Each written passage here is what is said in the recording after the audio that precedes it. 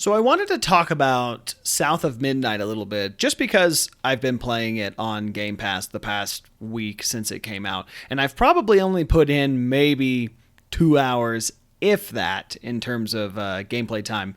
But I'm kind of really enjoying what I'm playing so far of it because it's so different and it's so fresh feeling, and I don't know if it's because of the weird like stop motion cutscenes that you see when you're playing the game, or if it's just the way the character building works, or if it's the way the story is going, or if it's how colorful it is. It has a really nice feel to it in terms of story, but it's also like pretty decent when it comes to gameplay and things. And don't worry, I'm going to be showing footage on here while I'm talking and kind of yapping about it. It's only going up to chapter 2 in the story, and there is no spoilers in the footage either. So I'm going to try to keep it as clean cut as I can while you're watching. But one of the main things I kind of wanted to hit on South of Midnight is when I was playing chapter 1, the soundtrack was so good when I had my headphones on and I was kind of listening to it. Now, unfortunately, I don't have footage, or like, I mean, maybe if I find it online, I'll kind of play it in the background. But I don't have footage of like that first level and then like the music that you hear in your headphones while you're running through the forest and it's storming outside and you're trying to basically save your mom. And that's not a spoiler. That's super early on, by the way, just to be safe. But it was really good, and I really enjoyed it. And when I heard the music and how good it was and how beautiful the visuals looked, even on Xbox Series X, I was like, okay, maybe this could be something. Maybe this could be something that I would really like. But the soundtrack is really good. So if you guys go in playing it, of course, listen to it because you'll be playing it, but just pay a little closer attention to it. The characters in it so far are really cool. I mean, even the few that I've really seen. There is, of course, human characters in the game, but there's also very folksy.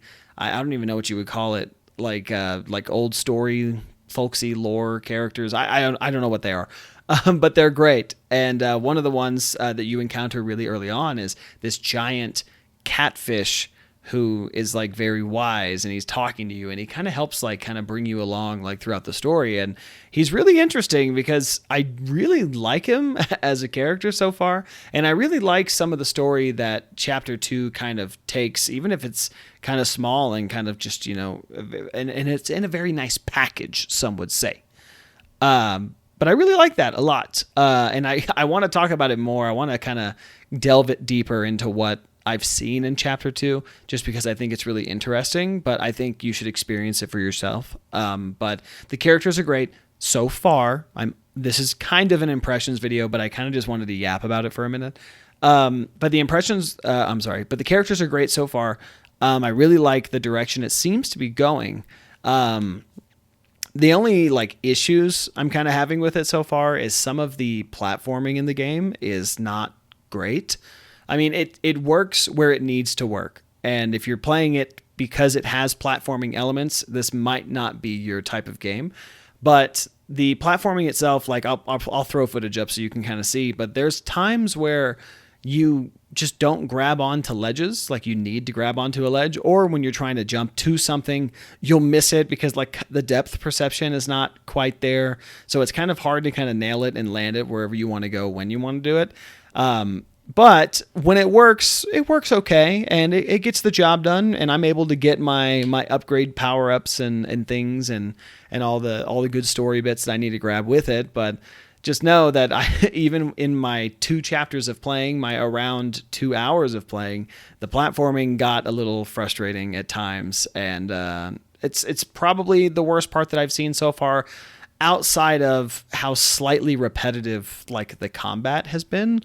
The combat it's very clean cut. It's very basic. It's like you press X, or on, I don't even know if this game's coming to PlayStation, but I guess it would be Square on PlayStation. So you press X and it's basically, you have some light attacks, you have heavy attacks.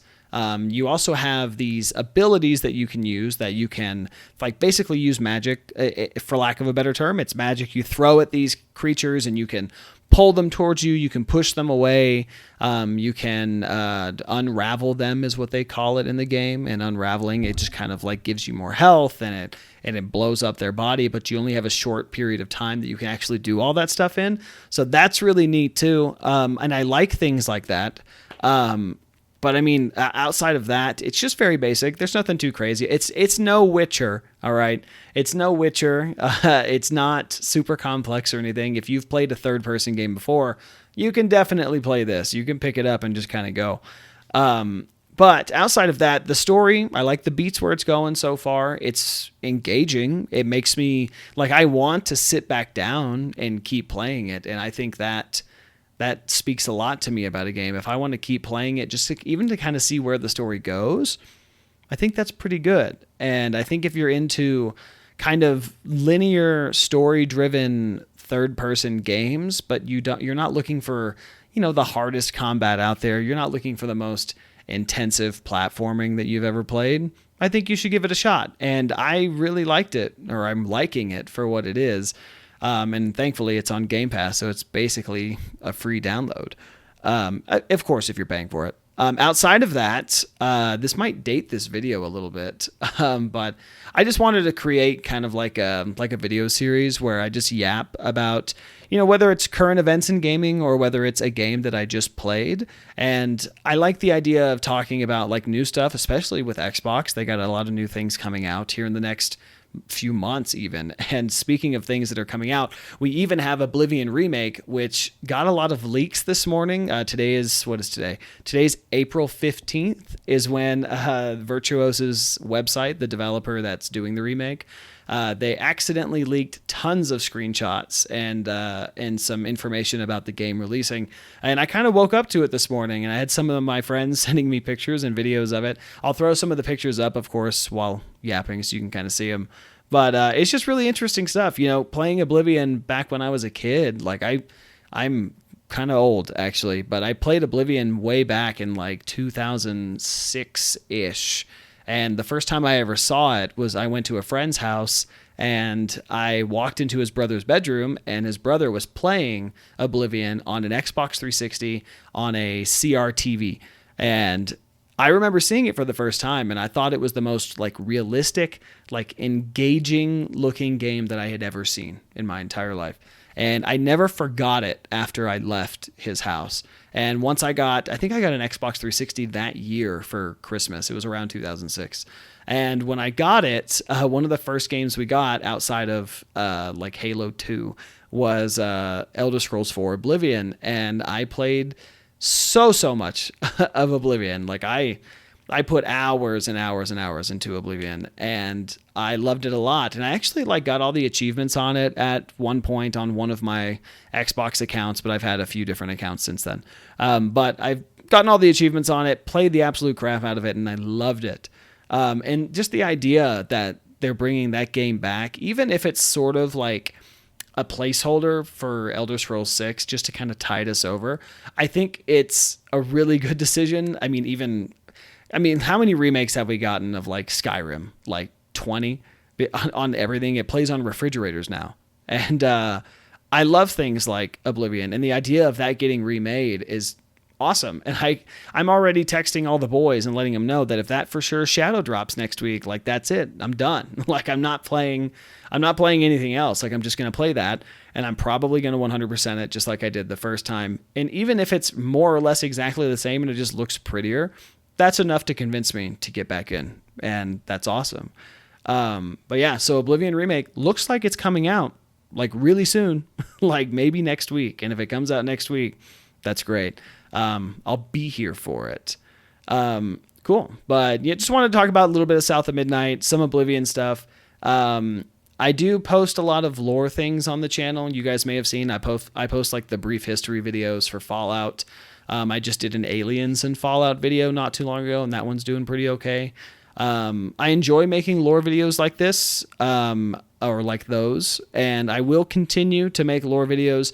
They will branch out more from Fallout, because I mean, I love Fallout, don't get me wrong, but I am going to start kind of looking at other games too and kind of bringing more into the video essay space, but I also want to bring more into the brief history space too. So I like doing Fallout locations because it teaches you kind of a lot of things about Fallout, things that I didn't even know about Fallout, which, not that I've ever looked too much into the lore anyway. But it brings you a lot of information about Fallout, but I kind of want to look into other games like maybe like BioShock, maybe the Alan Wake games because I'm big on Alan Wake, maybe even Dead Space. I love Dead Space and Resident Evil, and the list goes on. But of course, if you have any suggestions about any of those videos for now or in the future, leave comments down below. We can discuss. I would love to have that conversation with you. But speaking of that, what are your thoughts on South of Midnight? I'm curious. And of course, are you going to play Oblivion Remake when it inevitably releases? Because it's the worst kept secret in gaming right now. Let me know in the comments so we can discuss it, because I do like to discuss with you guys. That's really fun. But otherwise, thanks for tuning into this video, and I will be posting more of these probably like once a month, maybe twice a month. It just depends on kind of what I'm hearing and what I'm seeing and what I feel like talking about. But thanks for being here if you are, and I'll see you guys in the next one. Bye-bye.